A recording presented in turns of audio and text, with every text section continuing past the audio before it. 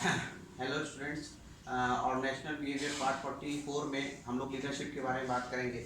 ज़्यादातर लोग लीडरशिप का मतलब ऐसे ही हम लोग बात करते हैं तुरंत उनके दिमाग में एक नेता की एक आ जाती है स्थिति की, हाथ जोड़े, कुर्ता जामा पहने, धोती कुर्ता पहने वो। लेकिन लीडर वो नहीं है। वो तो है ही है, मान लीजिए कि जो भी है आप जिसको आप समझ रहे हैं, लीडर सिर्फ वो नहीं है। लीडर जो है और भी बहुत सारी चीज़ों को लेके है।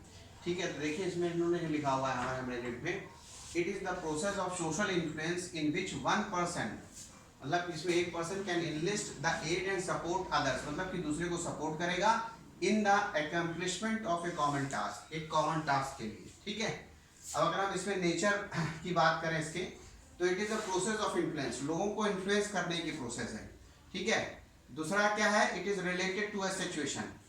कभी कभी ये सिचुएशन से रिलेटेड होता है, जैसे अन्ना हजारे का याद होगा, तो उस समय पे उसी के समय से उसी वजह से बीजेपी को भी पावर मिली, उसी के हिसाब से केजरीवाल भी आए, तो रिलेटेड टू द सिचुएशन। ठीक है, it is the function of stimulation, लोगों को स्टिमुलेट कर देता है। फिर it gives an experience of helping and attaining the common objective, कि एक्सपीरियंस देता है हेल्पिंग और अटेनिंग जो है कॉमन ऑब्जेक्टिव को कैसे अचीव करेंगे इसके लिए।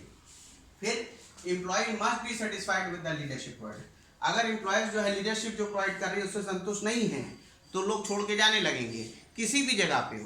पार्टी वाइज भी देख लीजिए, कोई टीम कोई और मतलब कोई और ऑर्गेनाइजेशन है जिसमें लोग सेटिस्फाइड नहीं है लीडर से, तो लोग छोड़ के भागने लगते हैं। किसी कभी कभी आप कंपनी में भी देखते हैं, जब लीडरशिप चेंज हो जाती है तो लोग उसको छोड़ के चले जाते हैं उस कंपनी को। ठीक है, फिर लीडर के साथ फॉलोअर होना चाहिए, फॉलोअर नहीं तो लीडर किस काम का।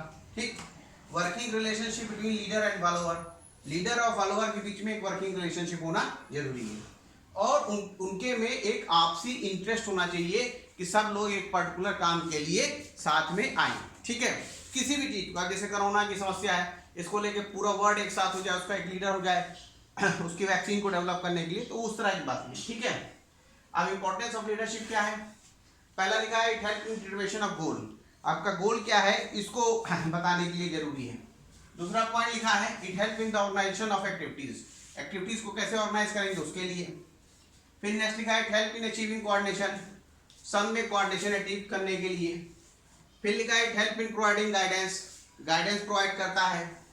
नेक्स्ट लिखा है help in building employ morals, जहाँ पे लोग थकने लगते हैं, लगता है कि अब काम नहीं हो पाएगा, चीजें नहीं होगी, तो उनको जोश भरता है, कहता नहीं सब होगा। ठीक है, it help in facilitating change, change को कैसे फैसिलिटेट करें, मतलब कहीं पे कोई चीज चेंज आ गया है तो लीडर का काम होता है कि जैसे कोई समस्या आ गई, जैसे अभी कोरोना आ गया, ठीक है, सोशल डिस्टेंसिंग के साथ हाफ मैन पावर के साथ काम करना है, तो वो कैसे चेंज को इम्प्लीमेंट, अब लोग उसके आगे छोड़े, नहीं हम ये नहीं करेंगे वो नहीं करेंगे, तो उसको लीडर का काम होता है कि वो चेंज को कहता है कि नहीं भाई इस तरह से चीजें करनी है, समझाता है लोगों को इस तरह की बात। फिर नेक्स्ट लिखा है it help in act as a motive power to group effect, motive power होता है ग्रुप इफेक्ट के लिए। ठीक है, फिर लिखा है it is needed at all level of management, management के 3 लेवल है, टॉप मिडिल बॉटम, तीनों में जरूरी है। It help to create confidence, अगर लीडर कॉन्फिडेंस ही नहीं क्रिएट कर पाएगा तो लीडर का होना बेकार है। ठीक है, फिर नेक्स्ट लिखा है it help in implementing change, वो चेंज को फैसिलिटेट भी करेगा और इम्प्लीमेंट भी करेगा। और लास्ट पॉइंट है it is helpful in representation of worker, worker को रिप्रेजेंटेट करने के लिए भी ये बहुत ज्यादा आवश्यक है। ठीक है, तो बस इसमें इतना इस पार्ट में। Okay, thank you.